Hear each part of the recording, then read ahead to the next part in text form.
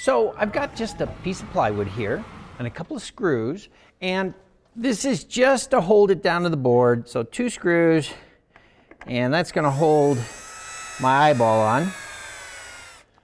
Let's see now. Let's get a realistically sized eyeball. And I always go a little big, like maybe 10%, because stuff shrinks. The rubber shrinks when it comes out of the mold, and if you decide you want to make a bunch of them, you make a second mold. I think that looks pretty good.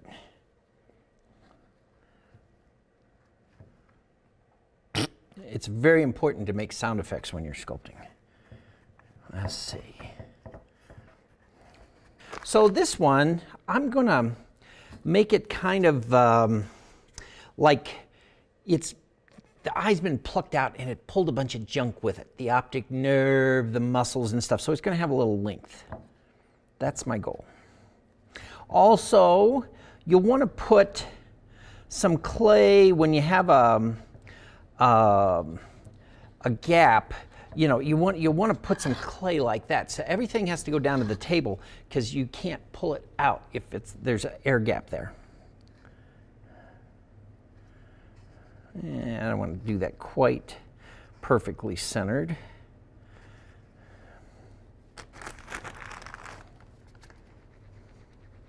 What's really helpful when you're doing anatomy, which is most of the time, by the way, even when you're doing monsters, it needs to be anatomically believable. You can find pictures of everything.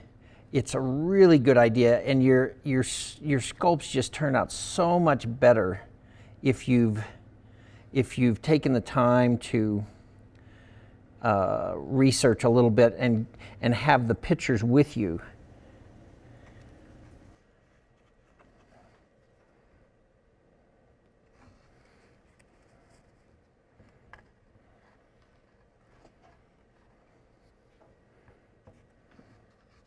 Okay, so one of the questions we get a lot is, where do you get the clay? Now, what I like to use is Laguna Wet Clay. Walter Disney it stands for. That's what the box looks like.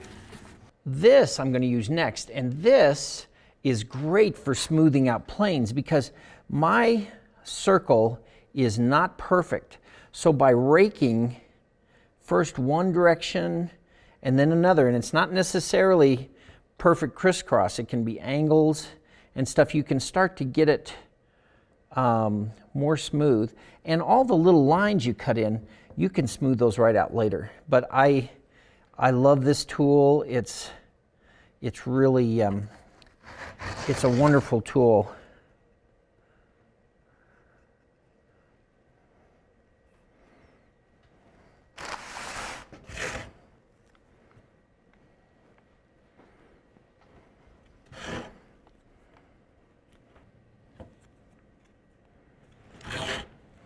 So I'm just working these muscles a little bit, try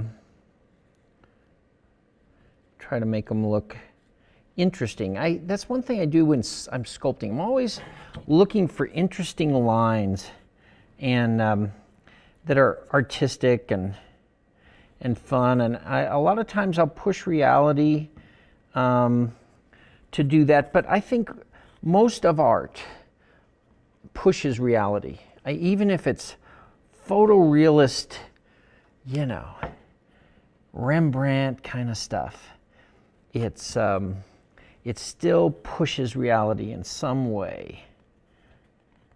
But that's artistic. No difference when it comes to monster or monster props.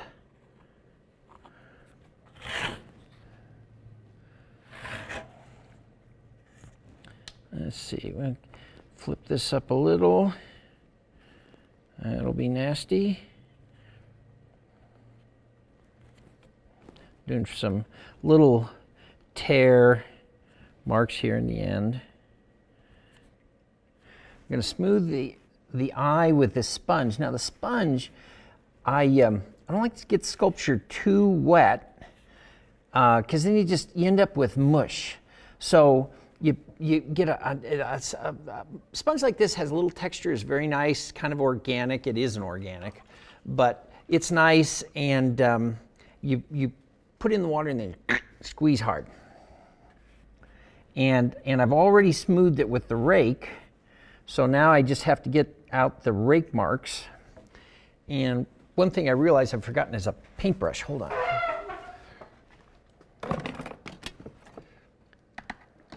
Here it is. Here's what I want. Okay. So this is just a fairly soft bristle. It's got a little stiffness to it. But you dip that in the water, and then you can come in and kind of take away any roughness. Now, a certain amount of roughness is good, so you don't want to take it all away.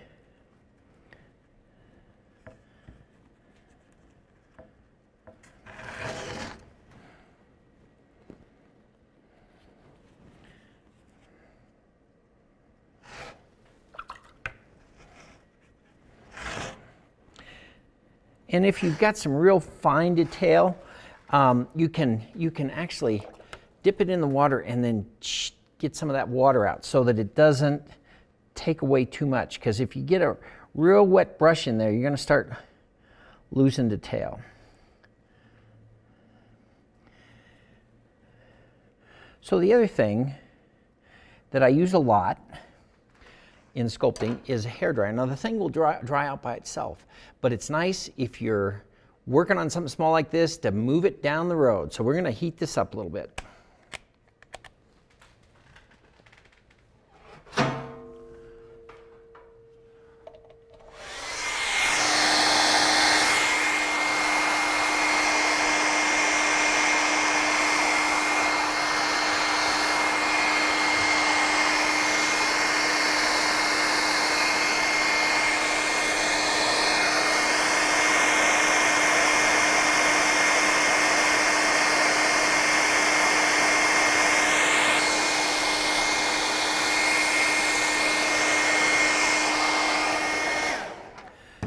That helps a lot. Now this last tool I'm using here is a very, very fine little wire tool, and that you can go in for real fine detail. But also this you can go in for fine detail. All right, so we're almost done.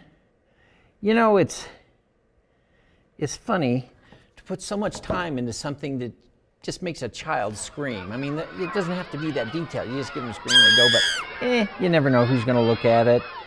Steven Spielberg, you know, something like that. So you want to go ahead and make it look nice, even though realistically it doesn't have to be that amazing. Another consideration when you're sculpting, if you use the rub out paint technique, where you spray on rubbing alcohol, then rub it off, it's a good idea to make these lines deeper than reality so that they'll grab that rub out when you rub off the surface stuff, and it just looks much better. Also, you know, stuff wears out, the plaster wears out, so it's good to have deeper lines, and you know, it just makes life look a little bit better, or non-life, or death in this case. I don't know if the guy that owned this eyeball is still alive, but he's probably pretty mad if he is. All right, so we're done. Now, I'm going to dry it a little more. We're going to get the plaster and cast this thing real fast. I've got plaster here, and I have water. Now I've poured some water in here, probably more than enough. And the plaster is USG pottery plaster. Works very, very well. So what I'm going to do is just take handfuls of this plaster and kind of shift it in to the water. And you always want to add the plaster to the water, just for the record, because it doesn't work very, very well the other way around. Not that it won't work, just doesn't work very well. And my goal here is to form islands on the surface of the water, kind of overall the top of the water. And the mixture, you know, it comes on the bag. It's like a 30-70 mixture.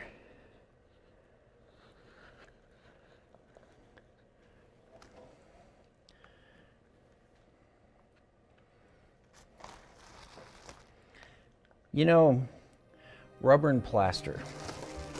I have a wonderful relationship with those two things. They're both amazing. I mean, they're natural products that come out of the earth, or rubber comes from a rubber tree. And boy, you can do so much with them. And I can't imagine a world without those two things. I've got a DVD. I think it's called something like The Rubber Tree, the Tree That Changed the World or something, and boy, it did. Cars, but also monsters. Okay, so it's good to let this sit a little while, but since we're all in a hurry, I'm going to stir this up. And you can let it set for a minute or two, something like that. Now, if you're real neat and you don't like to get your hands dirty, this isn't for you. But if you like your molds perfect, I like to stir. See, I'm finding all sorts of lumps in here. See this? And so I can feel those lumps. I could stir longer and maybe they'd all go away, but maybe not. Another thing that I've shown in other videos is if I have the time, I will spray paint this and let the spray paint sit for, 4 hours or overnight or something, because that's just easier to clean the mold. But since we're trying to get done fast, there's no time for that. The other thing that you want to watch, you don't want the clay to get too dry, because then it sucks the water out of the plaster, and it's okay. I mean, you get enough plaster and they'll be all right, but it's better if the clay, especially if it's not painted with spray paint. And I use Krylon, leather brown. I'm sure other colors would work, but once you find something that works, you just kind of stick with it. And so I like to, go both directions. Make sure you've got it, brush it good. You don't want to wear down your sculpture, but you do want to make sure you've got plaster in every single crack.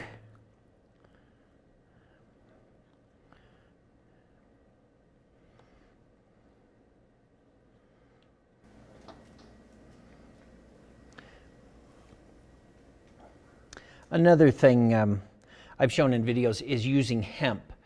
This mold's so small, it just doesn't need it. We can make it plenty thick.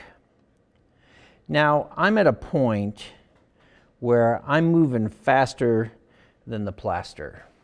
And so we're going to stop the camera for a minute because I've got to wait for it to catch up. Now, if I was doing a big body or something, well, I'd be chasing the plaster. But right now, the plaster is too slow for what I'm doing. So we're going to let this start to thicken, and I'll be right back. So it's getting a little thicker. I'm going to put a little more on. We'll see if I have to stop cameras again, but I can get a little more on here. If it gets to the point where it's running off, we'll stop them again.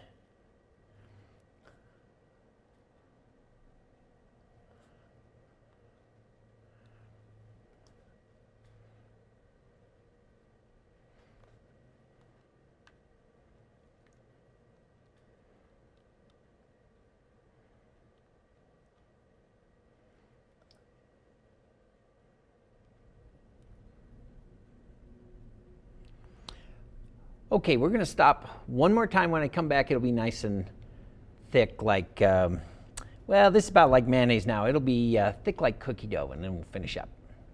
Okay, so now it's getting nice and thick. And you know, this is another thing Distortions does that is arguably, other companies don't do this. I understand that. It saves plaster. But we tend to make our molds bigger and thicker than they need to be just because they seem to last longer. They've got more absorption power. Plus, they're just stronger. So that doesn't mean it's right. That just means we do it that way. So we're going to have, you know, we got a little teeny eyeball in here, and we're going to have a big old mold. The mold will probably, by the time I get this all on, it'll probably weigh about 150 pounds. I'm just kidding. Okay. Believe me, we have molds that weigh way more than 150 pounds. We had an alien mold that we had to have like 4 car tires. One was strapped to the wall, and we had 4 car tires to move it in. It was crazy. Now see, it's getting kind of, you know, doughy almost, like it doesn't flow anymore, but this is fine. You've already got your detail. You know, you brush in that detail nicely, and this is just making sure you got a good strong mold.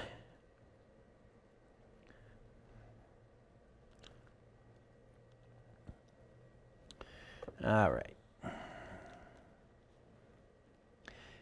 One thing, we used to have a professional mold maker, this wonderful guy, Ken Stenell, and he said that a lot of people like to smooth their molds out by wetting it and smooth, and it gets it nice and smooth, but it's not good. It kind of closes the pores down, so it doesn't breathe as well. So I would resist the urge to do that. Just smooth it out, and you'll be fine.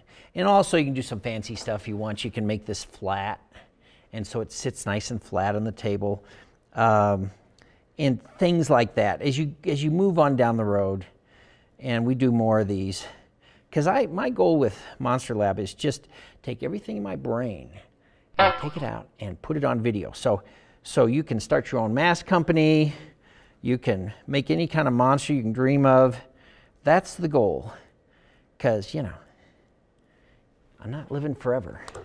Hopefully quite a while, but, you know, this to me is art, and I see CGI's fine, it's fine, and doing things on computer art, and now with 3D printers, that's all great, but there's something about working with natural products in the three-dimensional world that is wonderful. And, you know, I don't want that to get lost forever. I don't think it will, but it's certainly, the world's changing. Now, I am going to go ahead and flatten this out, just because when you fill it with latex, it'll sit there nice. And to do that, just scrape it both directions as level as you can. And, you know, so if you use the mold a bunch, it'll be nice. That's it. Now, we're going to let this harden. I'm going to get the clay out, and we're going to fill it with latex, coming right up.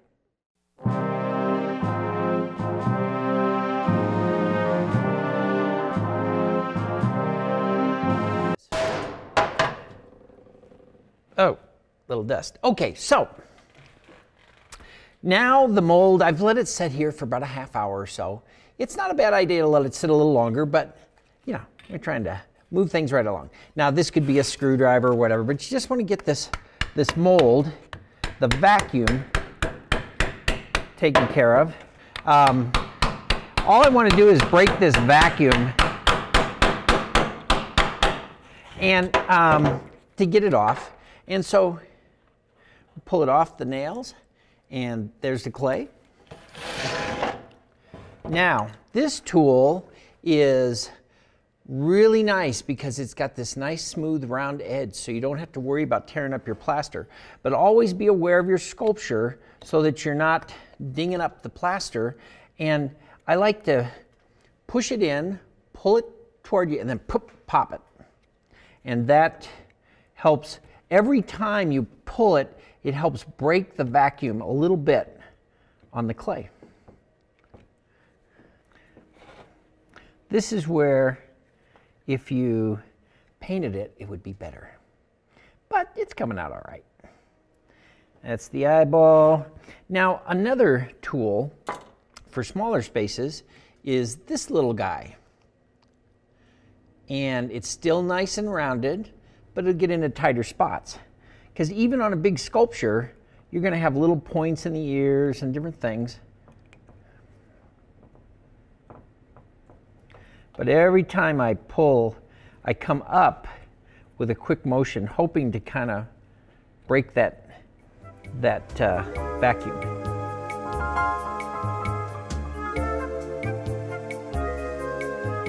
Okay, so now I have the magic juice. Now this is mass making latex. You can get it in a lot of places. So the mold is clean. However, if you paint it, it's sparkling white. The paint seals the clay and doesn't leave any residue, but it doesn't matter. It will absorb. So the idea is to just pick a spot and fill the mold up.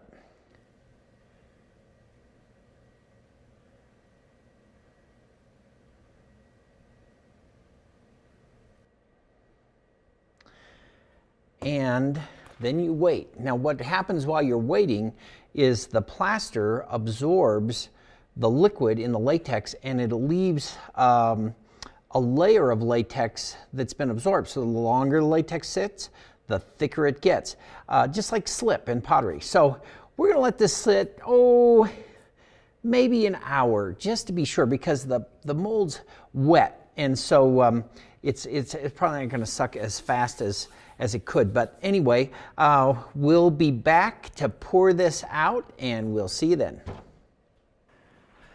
All right, that should be long enough. Now, everything that isn't against the walls of the mold will pour out, so you can reuse that latex. Again, just like slip in pottery. Now I'm going to let this set upside down so that it can drain for, do that for 5-10 minutes, and then I'm going to flip it up and put a fan on it. Okay, so it's dried out now, and it's in the mold, and all the latex is out. It's just got a little shell. Now I like to just take a little plaster, same plaster you make the mold with, works very well. Put a little in there, blow out the excess.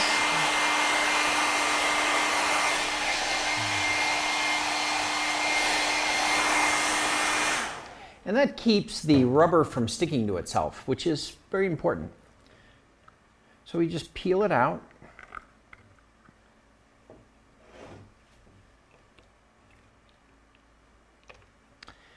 And there it is, your little eyeball. So next step is to, I filled it pretty carefully, but there's still a little flange.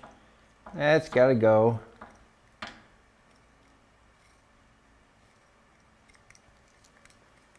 So do these scissors, geez. Now I tell you what, scissors get abused around here. We probably cut wire with these or something. All right, so that looks good. So now we're going to take this piece and take it upstairs and paint it. Here we go. Okay, so we're ready to paint. Now, I've got these big quartz sprayers that obviously you don't need for a little thing like this, but that's what we use, and that's what it's going to be. So this is our latex paint and water mixture that is explained on different episodes, but it's basically 1 part water, 1 part latex house paint of any color you choose, and 1 part mass latex. So I'm just going to spray the eyeball white, and then go to red.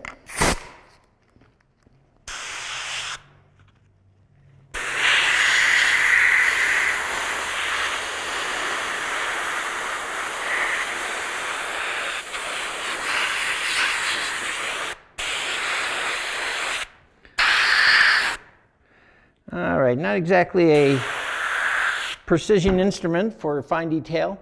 Now, this we're going to let dry for the rub out. So I'll be back in about 15-20 minutes. And I'm going to put it under a fan. So it'll take 15-20 minutes under a fan and it'll be ready to rub out. See you then. Okay, we are now dry. So the first thing I'm going to do is use rubbing alcohol. Now this is a maroon 70% rubbing alcohol with a little bit of red and a teeny bit of black. So I'm just going to spray it.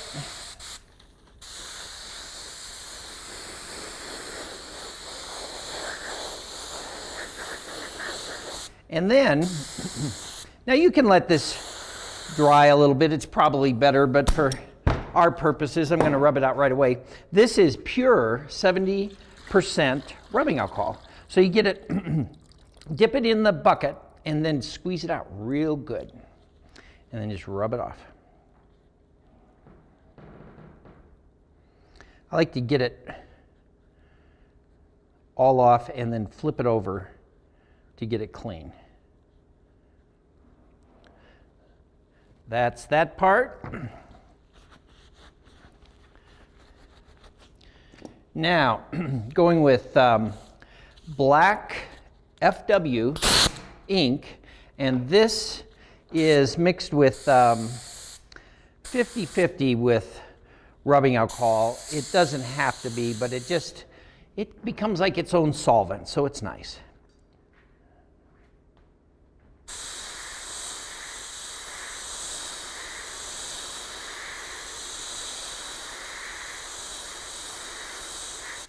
Okay, that's the iris.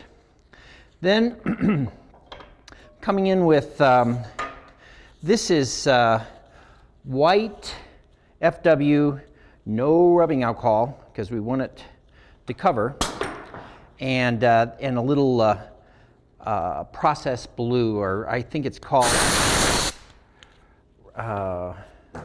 Roundy Blue or something like that.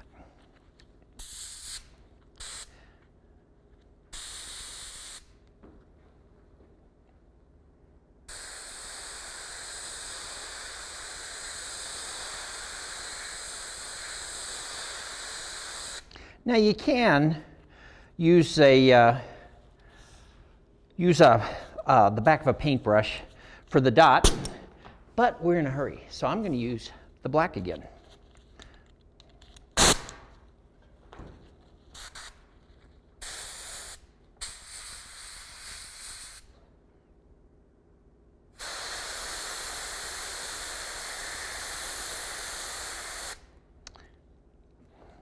All right, now, red veins. You always want to have red veins in your bloody eyebrow. Now I'm going to come out of the muscle a little bit and with some straighter lines.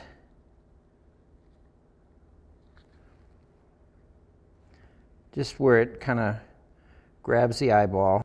This is a just a regular red ink ballpoint pen. Now the veins, I'm going to put in here because, you know, back where you can't see, there's veins. And it's creepy. Veins are always creepy.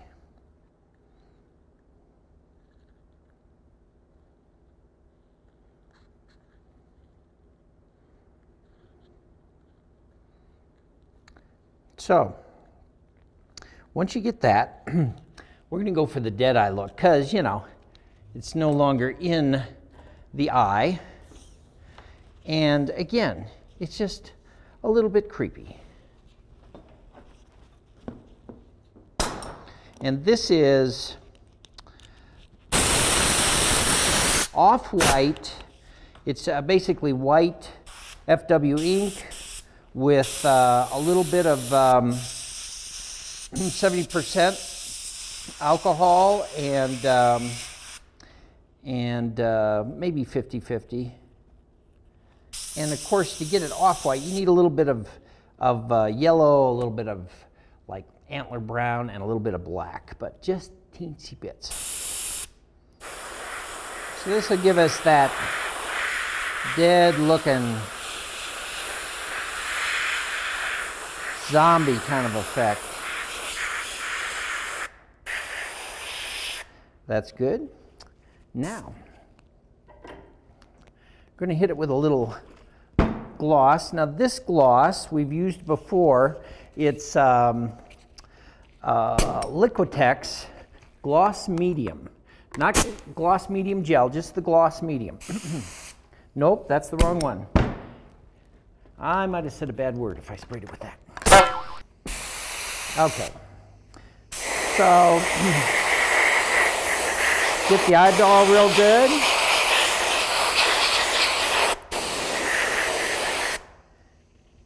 Oops. All right. Okay. We're going to blood it.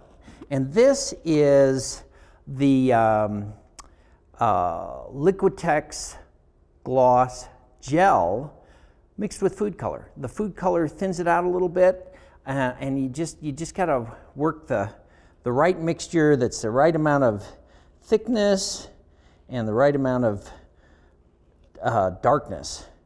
And you just do it to taste. Sometimes you want thicker blood, sometimes thinner.